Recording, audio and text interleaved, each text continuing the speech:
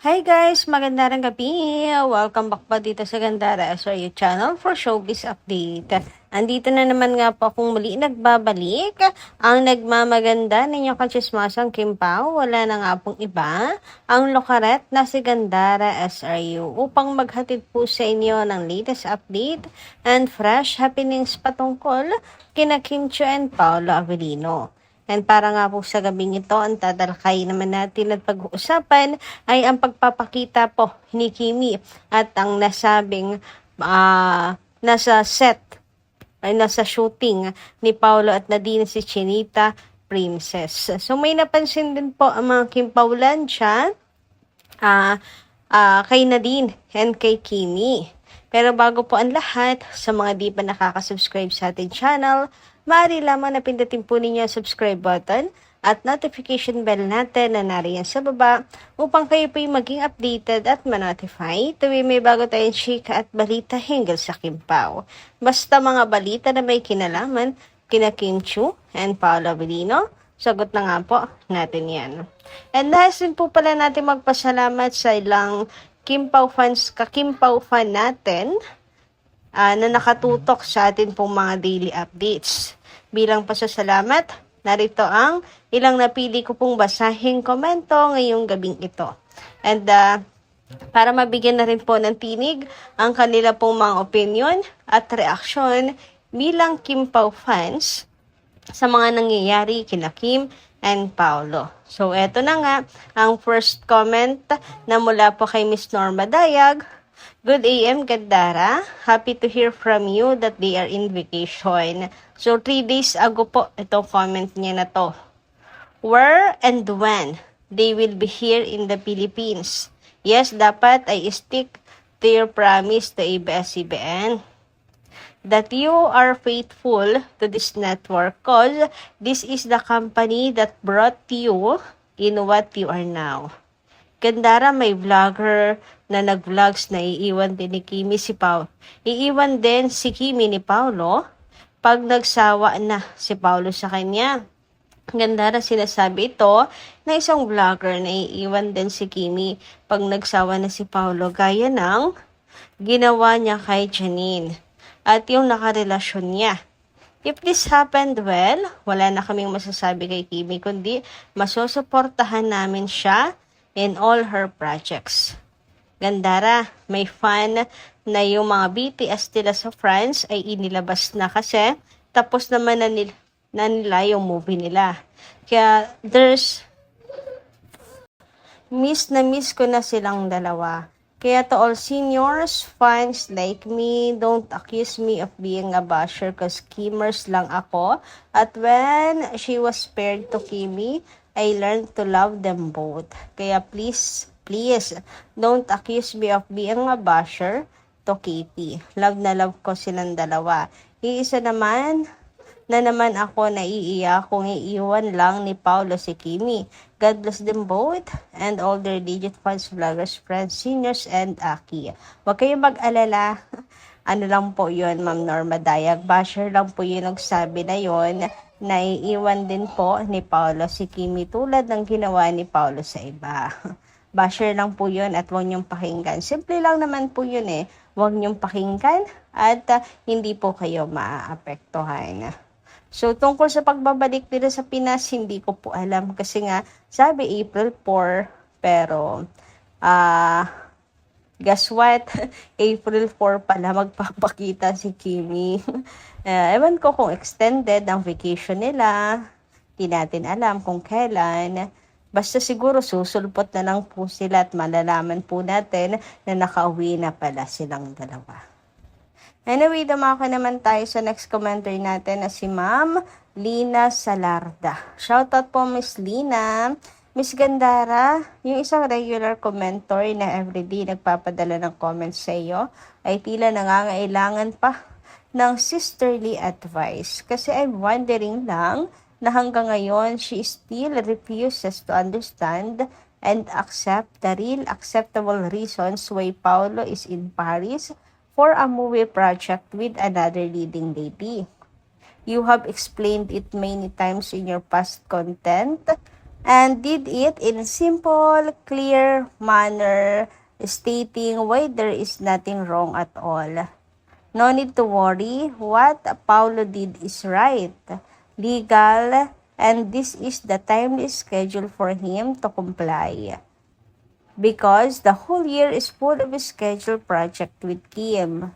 Yet in her comments today, she had many doubts, accusations, and misgivings about Paulo.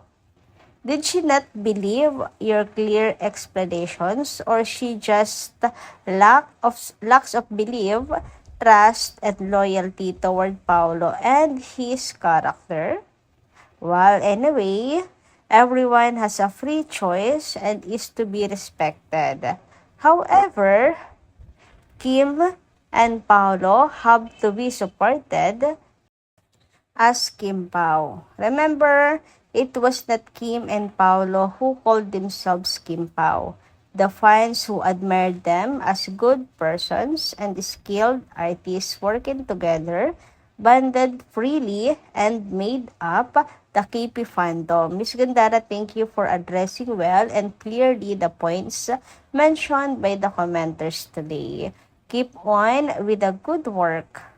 Ayan. Let good vibes, kindness, positivity prevail this Lenten season. Thank you so much, Ma'am Lina Salarda. Ayan, sa napakalawak po ninyong pangunawa at syempre sa inyo pong comprehension. Yung iba nga kasi naguguluhan din po ako, Ma'am Lina, kung kulang ba sa comprehension or ayaw lang talagang pakinggan na explanations natin or sadyang walang tiwala talaga kay Paolo Avellino at sa kanyang character, sa pagkatao ni Paolo Avellino. Sa tagal na rin, 'di ba, na magkasama si Kim and Paolo, na nakilala natin si Pao, may pagdududa pa rin pala talaga sa character ni Paolo Avellino. And I think yun talaga yung dahilan na kaya kahit ano pong explanations ang gawin po natin, hindi po mawawala ang kanila pong pagdududa kay Paolo Avellino. Well, sana lang po mawala yan ngayon na si Kim Chiu po ay nagparamdam at napagtanto ng mga fans na talagang nasa Paris po siya. I hope so, Ma'am Lina. Anyway, sabi naman dito ni Miss Lolita Maestrado, maganda ng gabi. Third commenter nga natin. Itong mga bashers, ang galing magkomento, mas magaling pa sa direktor. Ano kayo mga bashers? Mind your own. Kahilas nyo, mga animala mo. Ano yun? Basin gusto ni mo polihan si Kim. Pagsaba lang. Ipaayo sa naimong daghaw. Ay, wala ko naintindihan. Wala ko naintindihan. Ipaayo sa naimong dagway. Ug pagjaging diha pareha ka ug lawas di Kim. Di man unta ko mupatol ninyo, pero kung magsalita kayo, murag perfectong tao. Puro lang mo pandaot ni Kim. Sobra-sobra na ang ginagawa ninyo. Hindi ba kayo napapagod? Kami pagod na sa inyo. Alam mo ganda, alam mo Ma'am Gandara, hintayin na lang natin after sa work nila ni Nadine at Paulo. Doon din natin malalaman kung ano talaga ang plano ni Paulo. Kasi kung love mo ang isang tao, nobody can dictate you of what you're going to do. If you love somebody, buong buhay mo ibibigay. Ipaglaban mo. Kahit sino pa ang mabangga mo. Ayan, thank you so much Ma'am Lolita Maestrado. Finally, may naintindihan na rin ako. Ano? So, ano po ba yun? Bisaya words. Anyway, thank you so much sa pag-intindi. At the same time, tiwala kay Paolo Avellino. Yes po, antayin natin ang plano ni Paolo Avellino after this project. So may usap-usapan, ganto ganyan. So kung ano po magiging desisyon ni Paolo, yun po ang magiging pagkatao ni Pao. I mean, kung ipagpapalit si Kim para sa iba, di ba?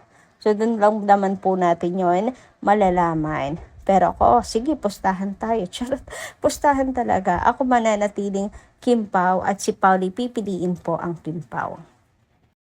Anyway, dumako naman nga tayo ngayon dito sa pinakasentro ng ating update ngayong gabing ito. At unahin nating pag-usapan ang tungkol dito sa pagpunta na nga, pag-appear nga ni Kimi finally. After 3 weeks mga kakipi, nakita rin po natin si Chinita Princess at napagtanto na si Kim ay nasa France. So, syempre, laman yan ng balita. Ayan, syempre, ito yung usapan ng Kim Paulancia. Syempre, ito po ang bulong-bulungan ngayon sa SOCMED. And may nakapagsabi nga na pupunta ba si Kim sa France at sasama sa taping or shooting ni Paolo at Nadine sa France kung walang sila. Common sense lang din naman nga ang dapat nating gamitin doon. Lalo na para sa mga bashers, eto, makinig po kayong mabuti. Ayan, sabi dito, pupunta ba siya sa France kung walang sila? 'Di ba? Hay, panatag na ako ngayon. May Kim Pao heart. Totoo. Isipin niyo mabuti mga bashers. Pupunta ba si Kim sa France kung walang silang dalawa ni Paolo? Huy, nakakahiya naman. Sabihin buntot ng buntot. At assuming, hindi po ganun si Kim. Napakababae, dalagang Pilipina ni Kimi pagdating po sa ganyang bagay, sa pag-ibig. So, hindi po magagawa ni Kim ang bumuntot sa isang lalaki na wala naman silang relasyon, lalong-lalo na wala naman silang project na ginagawa. Actually, ang project pang ginagawa is sa ibang babae, tapos susugod siya doon, pupunta siya doon, and ilang araw pa nag-i-stay. 'Di ba? Hoy, laman agad yan ng balita na pag panagkataon, laman agad yan ng balita na Kim Chiu nakabuntot kay Paolo Avellino. Pero dahil alam naman nila na ang Kim Pao nga ay sila na, alam nila na magkarelasyon ang Kim Pao, syempre hindi nila babahida ng kahit na anuman pong si Kimi, hindi. Kasi nga may karapatan eh. Kung walang karapatan, sigurado yan. Pinagpe-fiestahan na yan ngayon ng mga Marisol, mga Marites, mga fake news peddlers. Ayan. At mga press na galing pong manira, di ba? Anyway, sabi nga dito, I agree. But even if magjowa na sila, she's not going to France of her own, mahihiya pa rin yan si Kim.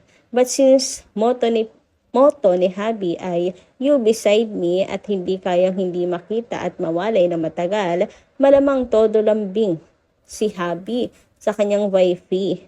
And the rest is, ayun na, history. And the rest, punta na po sa France. Lumipad na si Kimi papunta doon. Nagtagumpay ang Paolo Avellino sa kanyang paglalambing, di ba? Samantala, narito naman po ang napansin ng ilan sa suot ni Kim at suot ni Nadine. Magkaparehas daw. Bakit kaya magkaparehas? Siguro kasi po ang panahon doon. Malamig ang panahon, kaya parehas po silang naka-jacket. Hindi naman same na same eh. Hindi naman same na same yung suot ng dalawa.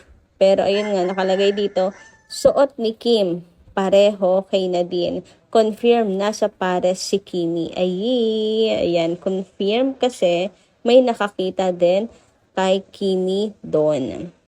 Samantala, meron naman pong isang comment. Sabi dito na sampal si Nadine, mga makapodin na si Kim ang tunay na mukhang kawawa. Mrs. Avellino. Na si Kim ang tunay. Na si Kim ang tunay naman mukhang kawawa. So, ayun guys, ano inyo masasay tungkol dito? Comment ka lang po dyan sa baba. Hanggang dito lang po muna ang ating update. Maraming salamat po sa inyong pakikinigan. Kita-kits po tayo muli sa mga susunod natin, chika. Maraming salamat at ingat po kayo palagi.